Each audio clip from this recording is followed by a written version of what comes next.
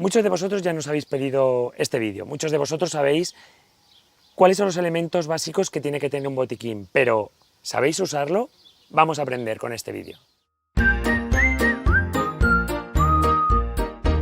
Vamos a hacer un repaso rápido porque vamos a entrar enseguida en acción. A un buen botiquín no le debe faltar su yodo, un poquito de suero, unos guantes que siempre vamos a emplear cuando manejemos al animal, pinzas y tijeras y un termómetro digital. Pero nos vamos a centrar precisamente en las gasas y en el esparadrapo. ¿Por qué? Porque hoy hablamos de heridas, muy típicas en conejo. Por eso voy a pedir la ayuda de mi compañera Leila. Porfa, Leila, acompáñame, que vamos a hacer una cura simulada en uno de nuestros pequeños conejos. Hemos cogido a Pompón y tenéis que imaginaros que va a tener una herida. Las heridas en conejos son relativamente comunes, son animales muy estresables en los que los cortes en la piel, su fina piel y su delicada piel hace que en ocasiones pues tengan lesiones. Lo primero, como os digo, con la ayuda de mi amiga Leila le vamos a sujetar, ¿vale? Importante relajarle, siempre para relajar un conejo, mano directamente en los ojitos para que él se crea que se ha metido a una cueva, ¿vale? Y que está así relajado, eso va a hacer que se quede mucho más quieto. Ponle otra mano aquí, porfa, Leila, así eso es, haciendo que él se sienta cómodo y protegido. Y vamos a poner, por ejemplo, que es una de las patitas de atrás la que se hubiera lastimado. En primer lugar, ¿qué haremos? Bueno, pues como supuestamente tiene una herida, me voy a colocar unos guantes para manipular dicha herida.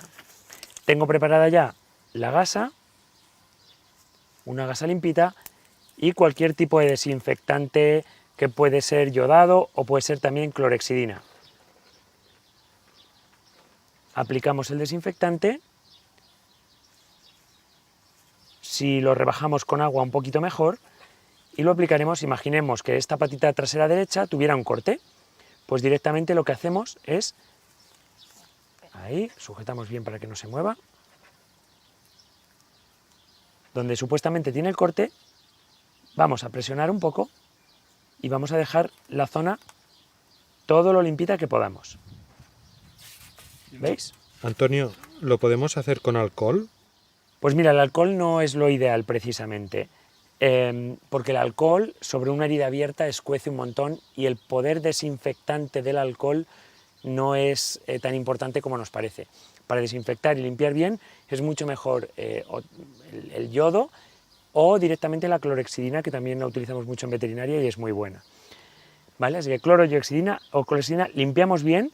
Incluso agua con jabón también nos valdría para limpiar bien una herida que pudiera tener barro o restos, otros restos materiales. Lo importante es que quede bien limpia para después proceder a vendarla. Y para vendarla, una vez que ya está limpia, me voy a desproveer de los guantes, cojo nuevas gasas. ¿Cómo la vamos a vendar? Supuestamente ya os digo que hay una herida con un corte. Vamos a poner primero una gasita encima y, muy importante, el esparadrapo. Si sangrara mucho y no parara de sangrar, ¿cómo lo hago? Podríamos, si ahora mismo estuviera sangrando, que es muy buena pregunta, con esta misma gasa podríamos coger y estar presionando. Se estima que el tiempo ideal de presión es más o menos unos 2 minutos.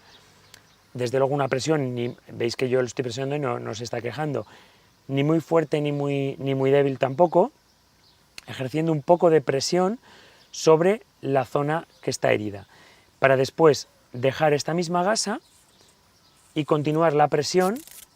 ¿No la saco la gasa sucia de sangre, no la aparto? No la apartamos porque si no vamos a retirar el coágulo, no hace falta que la apartemos. Aquí es mejor no hacerlo con guantes porque si no te estarías pegando todo el tiempo. Bajo una superficie de tela de la gasa ponemos el esparadrapo que sigue haciéndole presión y evitando el contacto de la herida con el exterior para que no entre más porquería, manteniéndola limpia y desinfectada hasta que lleguéis al veterinario. Súper importante, esto no es una medida suficiente, esto es una medida de contención, de primeros auxilios, hasta llegar al veterinario.